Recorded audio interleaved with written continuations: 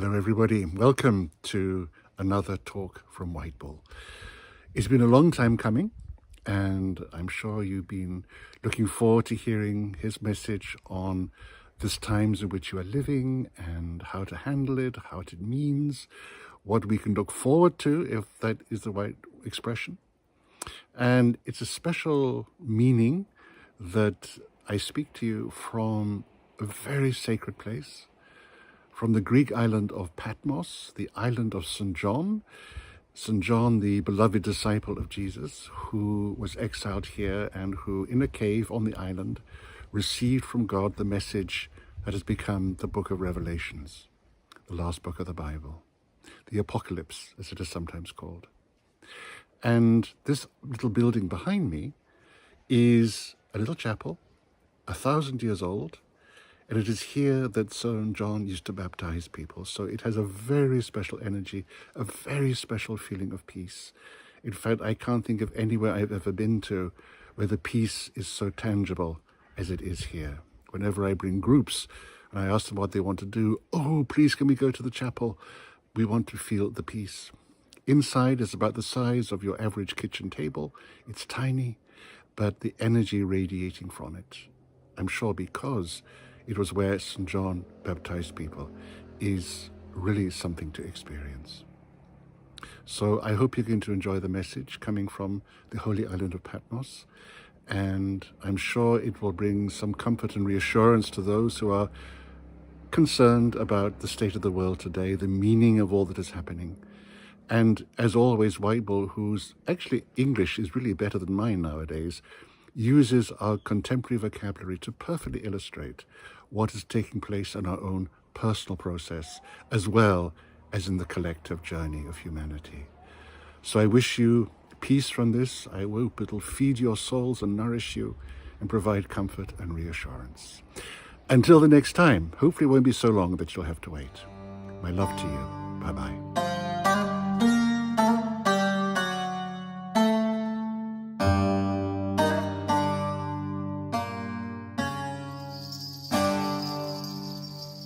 Greetings. I am White Bull. Hello, dear friends. A very warm welcome to you all. I'm delighted to join you in your gathering, and I hope that my presence amongst you will be able to make a small contribution to your greater inner freedom, to your deeper inner peace, to your better understanding, and to a little bit of greater joy. This is my desire. And as always in such a situation, I have to remind you that I do not come on my own. Sometimes you will hear me referring to myself as I, sometimes you will hear we, and that is because I come with a host of other dear ones, some personally connected to you, some who just are part of, shall we call it, my gang of helpers, and we unite in one spirit of love and service to be amongst you. Because the truth, of course, is that you are never alone, and even though I may sometimes address you rather irregularly, for all of you, the connection is always there. Since our first meeting, you've been stuck with me.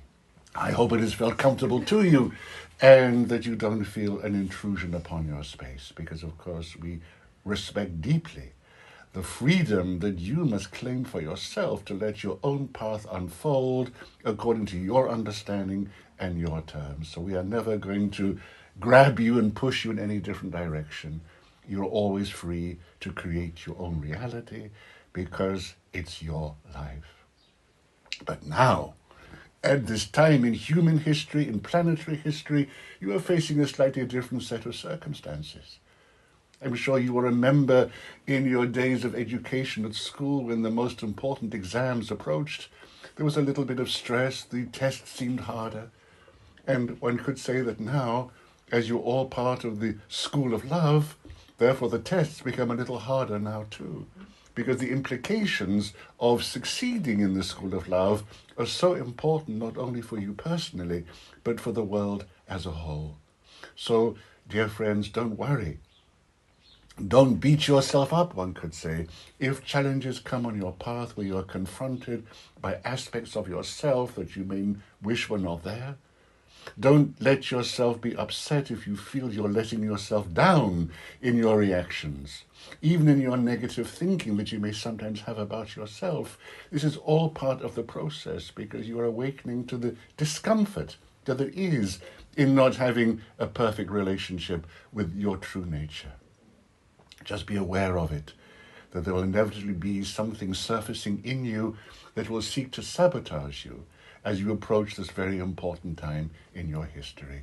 In your world now, there are some new expressions being used to define what occurs as a result of what you call your pandemic. One of them is lockdown, but it is common to everyone that from a very early time in your lives, you've had to lock down your true nature, your true power, your greatest gifts and talents. You've had to adapt yourselves to be able to be acceptable in the eyes of those upon whom you depend for care and love. But now is the time of waking up from that lockdown. And with that will come some sadness, some anger, a whole range of emotions. Allow it.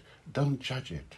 It's a part of your healing that you're waking up out of lockdown to stand in your authentic selves, answerable only to the highest within yourself. If we use another expression that you are very familiar with now, and you may have had some resistance to wearing your masks, well, for many of you, your authentic self has been concealed behind a layer of masks. But you've had to wear in order to gain acceptance and love and comfort and reassurance. It's also a time for dropping the masks, dear one. You are now in the country of Greece, and I'm sure you know that in the ancient Greek theater, the actors always wore masks, and those masks were called personas. And so your personas are your public image, which have succeeded in keeping you safe and accepted and received and loved.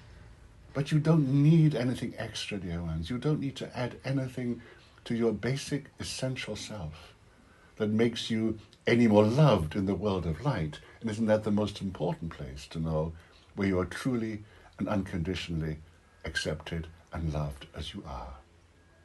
That is the only part to which you are answerable, not to anybody else. And so if this means in your claiming your true power to be your authentic self, you might find yourself feeling alienated or alienating others. That's also a part of the deal. There's lots of changes where foundations, even in friendships that may not be built on a solid foundation, that may fall away too. Don't grieve about it. Give thanks only for what was and enjoy stepping into the freedom, into being answerable only to your true self. These are just some of the changes, dear ones, that you can expect on your path now as your deeper knowing, as your soul, which is now occupying the driving seat in a way it has never been allowed to before. It is now navigating its way through whatever has stood in the step of your freedom. And there will come some feelings of space, some feelings of relief. There will come some feelings of joy and some feelings of sadness, because there's always a grief to be experienced when you let go, when you move on. There's fear to be experienced when you find yourself stepping into a place without a map, a new consciousness. But it's not even about that you're letting go. Your soul is activating a process. Dear friends, don't ever ask yourself, what do I have to let go of now? If you do that, your ego is going to resist. There's nothing your ego hates more than thinking, oh, they want to let go, I'm going to cling on.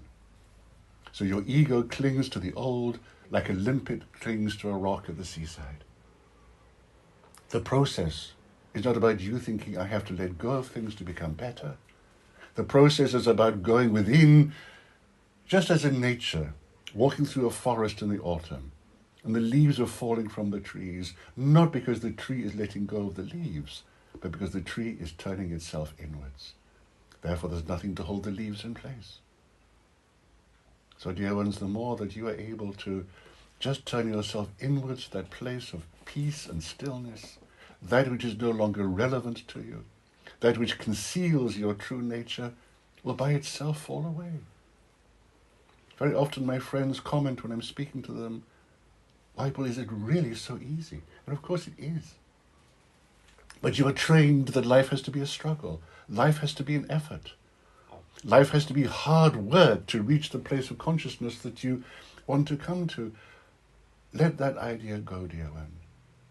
Let it be ease and flow. Let it be that which only provides peace of mind. If you have peace of mind, then, dear friends, you're on your way. In peace of mind, there can be no resistance. In peace of mind, there is no blockage. There's only flow and ease. And this needs to mark the nature of your journey forward. So in the bigger picture, which of course is what you are here to really have an effect upon, you're not going to know it. We don't want you to feel that you must be visibly productive, because that is also putting a pressure upon yourself. It's a judgment. I'm not doing enough. I'm not good enough. I'm not clever enough. I'm not talented enough. But that is only judging the mask you are wearing. The journey forward is the stripping naked of all that is an illusion of who you truly are.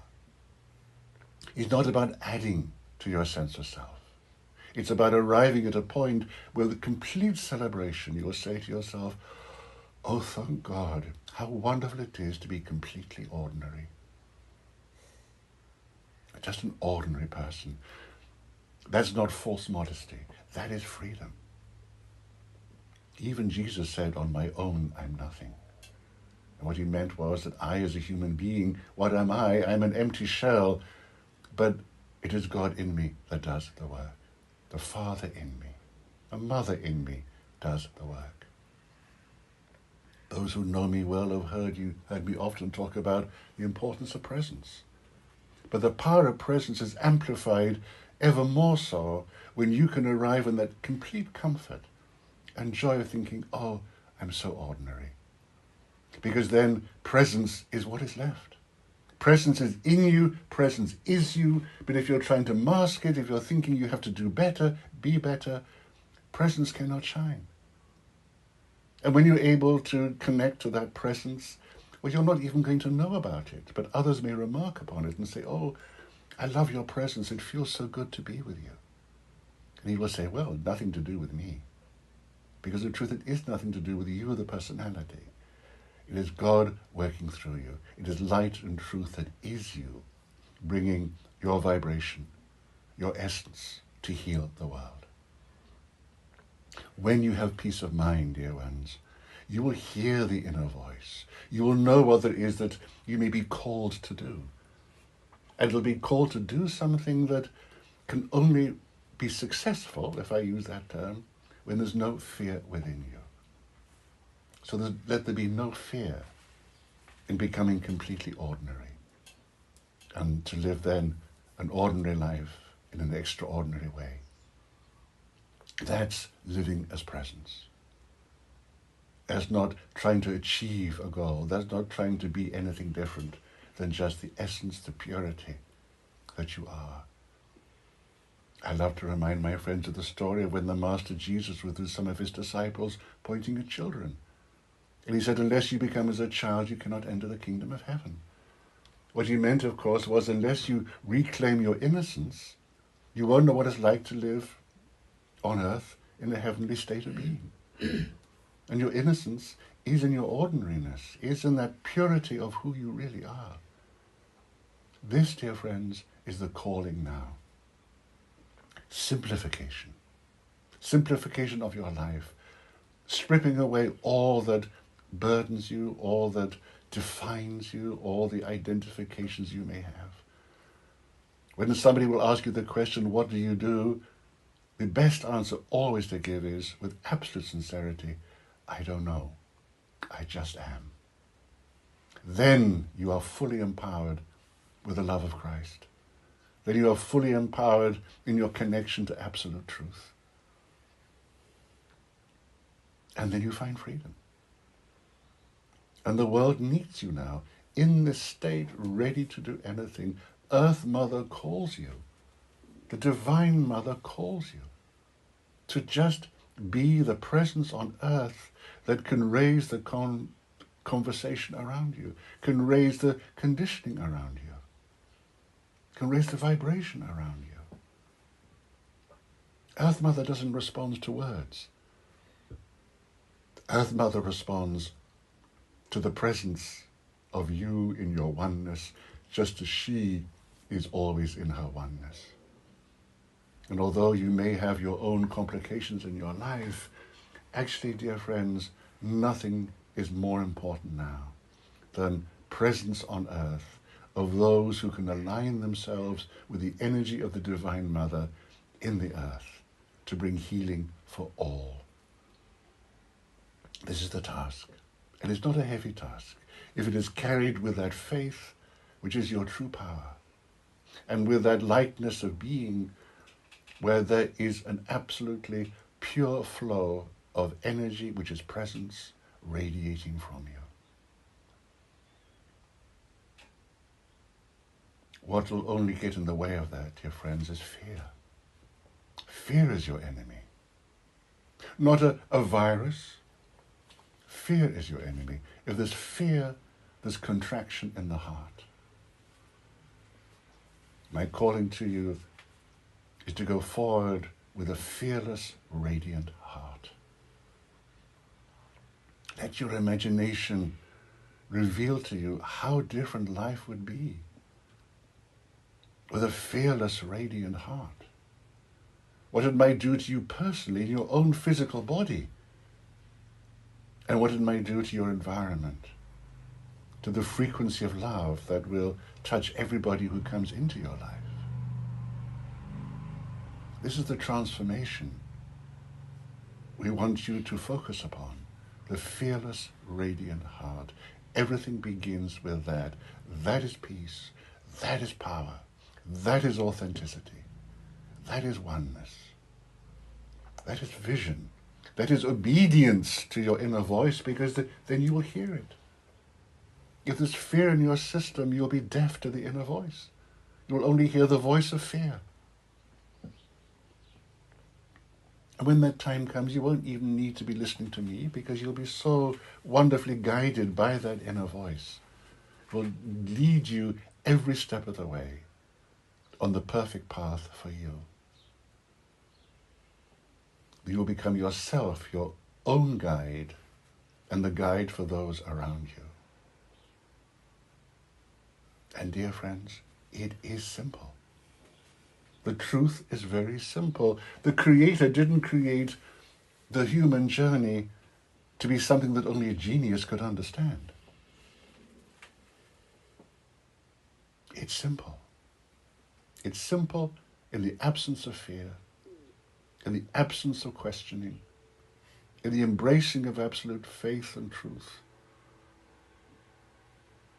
in the quietness of the mind.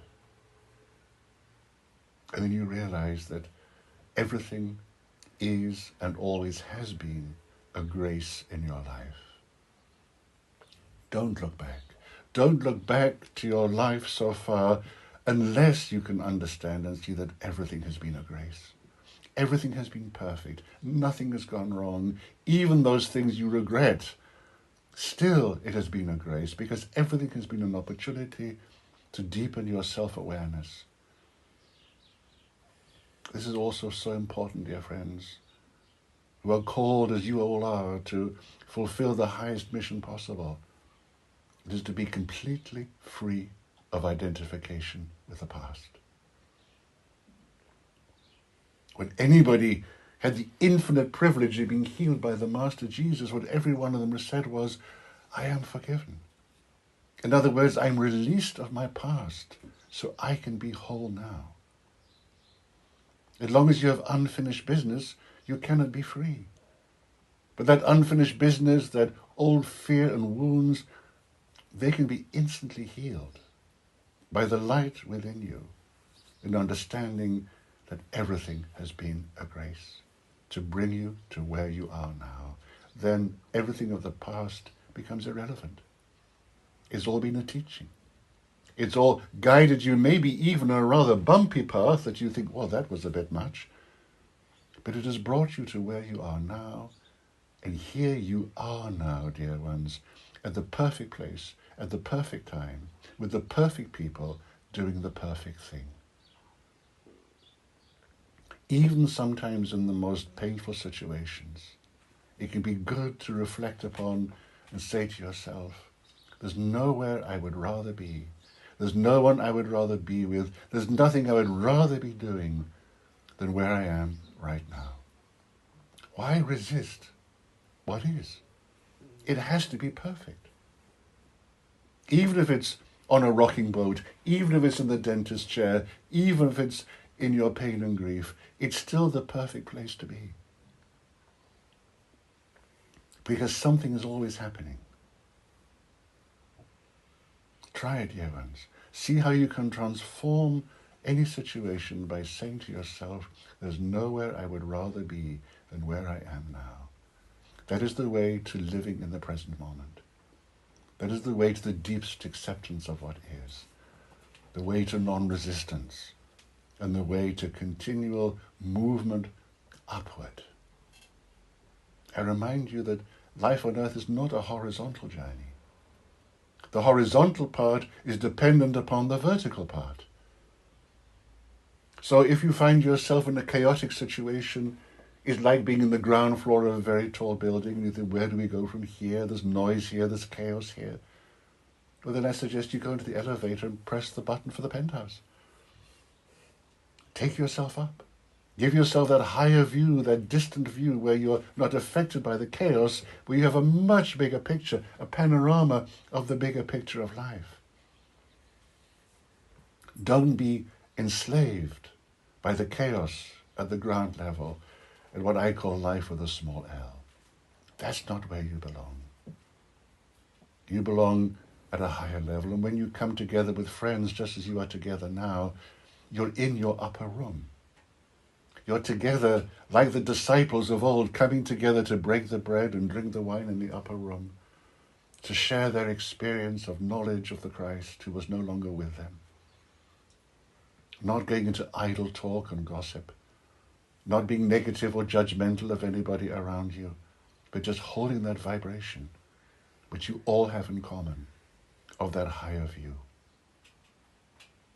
I ask you in this time that you are together now, where you've all been called to come. It's not a random experience that you are here in answer to a call. Let be this first commitment to that call. As much as you're able, be together in the upper room, the higher mind, not the surface mind. You're not going to gain anything from being here if you live in the surface mind. But stay together in the higher mind, and honor and respect and love. In joy, of course, there must be celebration. As you all know, celebration is my favorite word. Find something to celebrate every day. If it's in your togetherness, if it's something you see, if it's a sensation that you experience in one of the beautiful places upon this island, celebrate it. Celebrate each other. Celebrate what you see as the beauty in each other, the God in each other. Maybe at one point during the day, when nobody else is aware, you can look around and all of you who are gathered together, and that all you will see in each other is God. Because you're all manifestations of that same God. And keep looking until you really, really see God in each other. Let that be the foundation. That's the foundation of rock. If you're not united by being able to acknowledge the presence of God in each other, that's the foundation built upon sand. And the mind and the ego can very quickly come in and wash the sand away. When the foundation of togetherness, not only in your group now, but amongst all whom you love, all who you wish to serve, it is that you see God in everyone. That not only is good for you, but it heals the one who you are seeing. You often hear me talking about the presence of the inner judge. And the inner judge is only there because somebody has not been truly seen by another in their divinity, in their perfection. Be healers for each other now. Healers by whoever you are with, whoever you are talking to. Be reminded, I'm talking to a manifestation of God. I'm talking to the essence of perfection in the depth of this person's being. I'm talking to love. And the one who sees that is seeing it because they find a mirror for themselves in that other person's divinity. It's good, dear friends, to practice. You're in a safe, wonderful place with wonderful souls around you. What better place can there be to practice this? And find out how wonderful it is to live with that connection, to provide that degree of healing for another by giving them perhaps for the first time in their lives an experience of feeling truly seen, truly loved, truly accepted, just as they are. If you can't do it with the dear friends who surround you now, where can you do it?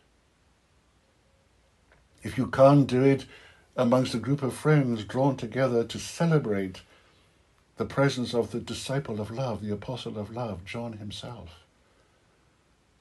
let him be the example for your time together now. Because he is in all of you. That love of John is in all of you. Live it, dear ones. Live it now. Live it when you go out into the world. Be a disciple yourself of the beloved disciple of love. And there will come changes, you know that. I'm not going to specify what it is because then the mind will grab hold of it and play games with it and distort it and make it maybe bigger than it really is. But the preparation for this time is for you to be in all the things I have mentioned. Because for many people around you, their foundations will be shaken. I'm not talking just about physical foundations of an earthquake, but the foundations of their belief systems. The foundations of what they have held dear to, what they have been attached to, their identifications. The freedom is in the dissolving of identifications.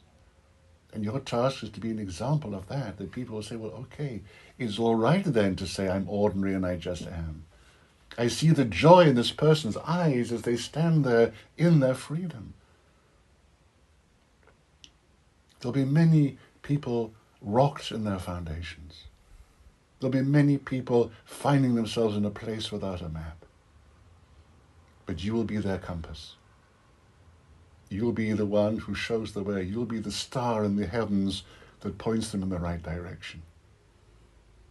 You'll be the comforters. You'll be the reassurers. You'll be the ones who will bring peace to the troubled hearts and minds. Because you will know through your faith that all is well. That everything is happening for a glorious purpose. To create the heaven on earth. This is not just a dream or a fantasy, dear one. It needs to be something that is real to you. A real possibility. As you graduate from God's school of love, that there can be the consummation of all things, the realization of heaven on earth, alive in you, and you can infect and contaminate all who contact you with that same vibration. You may think, well, this sounds a bit of a tall order, White Bull. Am I really capable of achieving that? But dear friends, it's already achieved within you. You are already there, only your conditioning and your identifications and your mind prevents you from allowing that to happen. And yes, there's a fear, well, if I allow it to happen, who am I then? What do I become? Won't I miss the things I now enjoy? No, you won't. Because you'll find something even greater that'll even deepen the pleasure of what you're frightened of letting go of.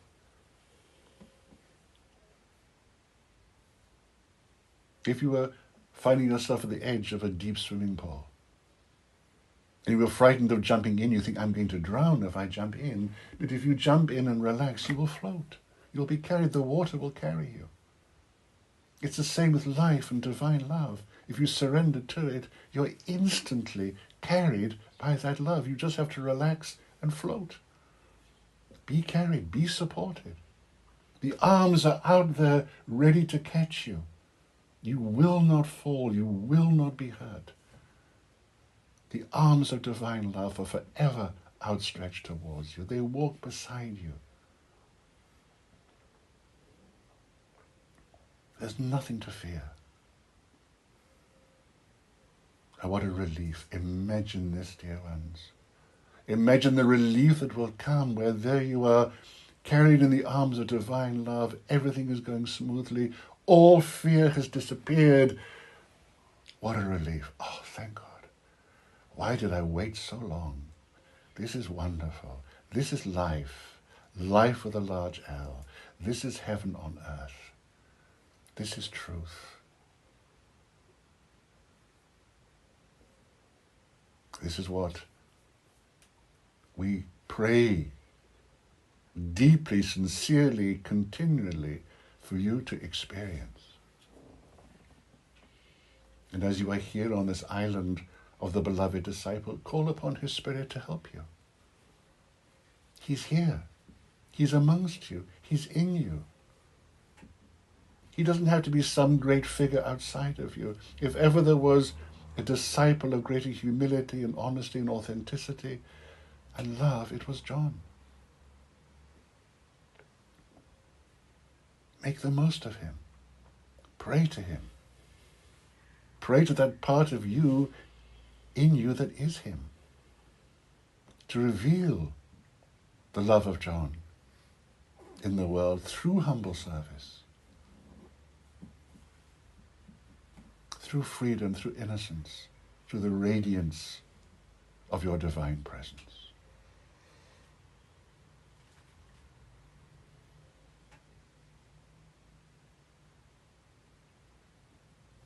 So perhaps in the stillness now, dear one, I want to be a little quiet now. I've done enough talking for the moment. But there is that presence that comes amongst you. I hope you will feel it. It's just presence. Don't try to analyze it. Don't ask, is it this, is it that? The mind will never give you a good answer to that. But it is presence.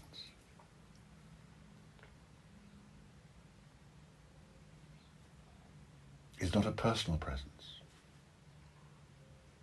It's not your presence. It is the presence which is divine love.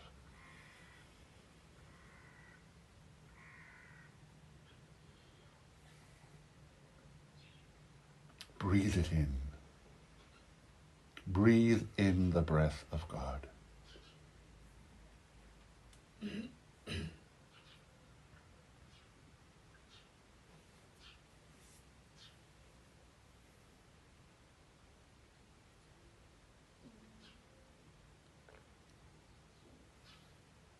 It not only touches those who are physically present with me now, but anyone who listens to it. Allow it to come into your physical experience.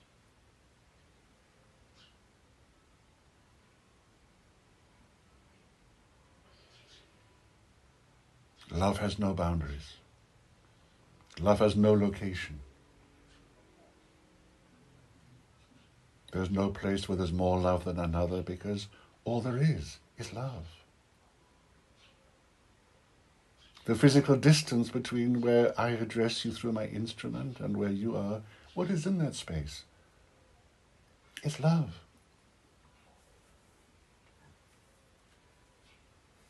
It's divine energy.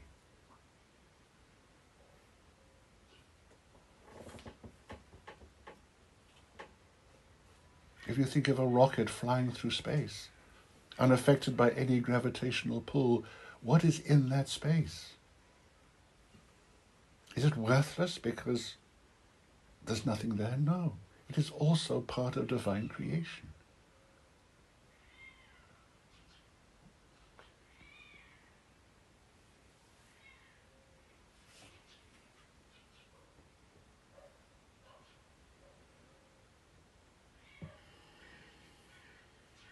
Peace, dear friends.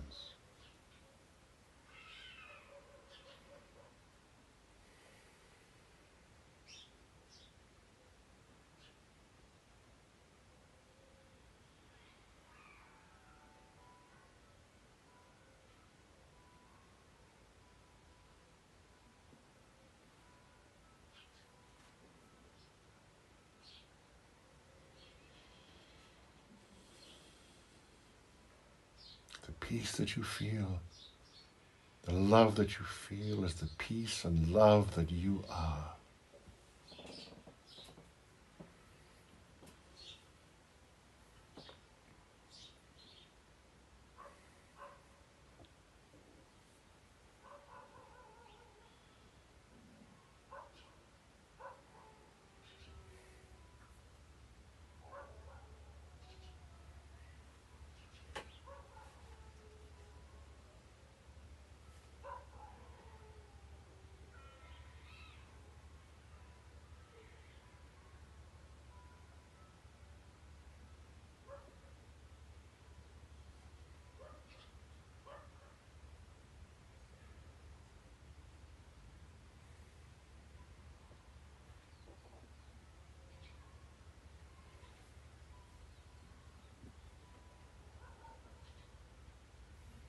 Peace.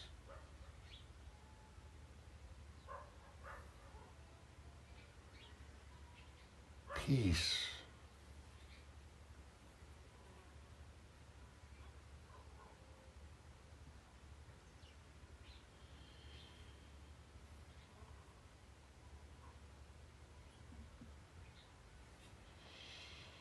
Peace.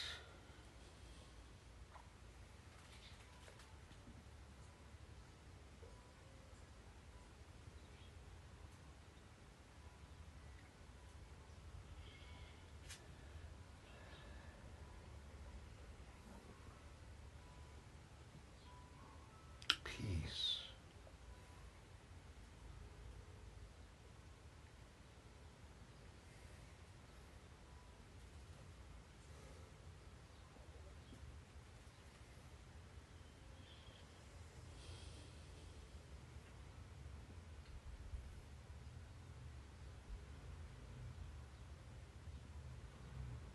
Peace.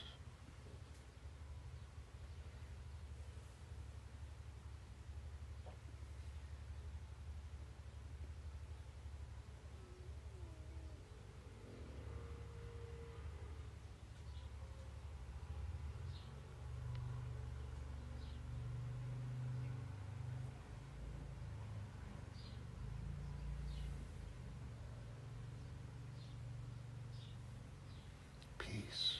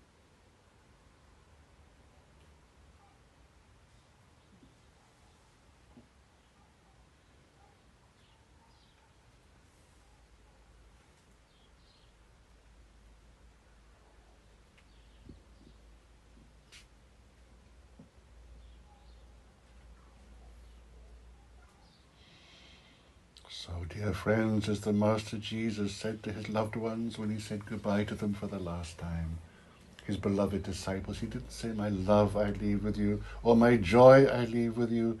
He said, my peace I leave with you.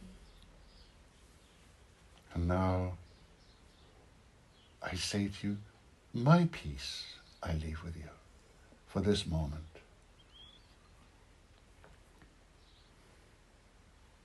And I leave you with all love and blessing and the promise of my prayers for you for the healing of everything that may stand between you and that state of everlasting peace.